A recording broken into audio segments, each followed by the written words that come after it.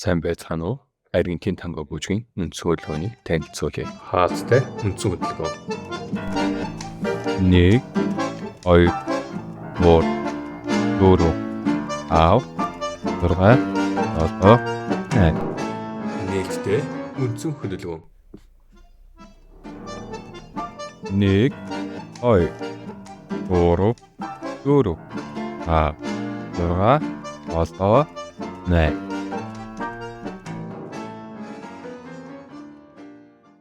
Нэгдүгээр алхам маргааш, хоёрдугаар алхам ялимгүй том алхаж, гуравдугаар алхмыг эмэгтэйгийн хажуу талаар алхана. Дараагийн хоёр алхмын хоёр талхам дээр эмэгтэйг урдуураа кросс буюу хоцолбсон алхам хийлгэнэ. Дараа нь эрэхтэй зүүн хөлөөс урагш, эмэгтэй баруун хөлөөс аргаж сүүлийн төгсгөлийн 3 алхмыг хийнэ.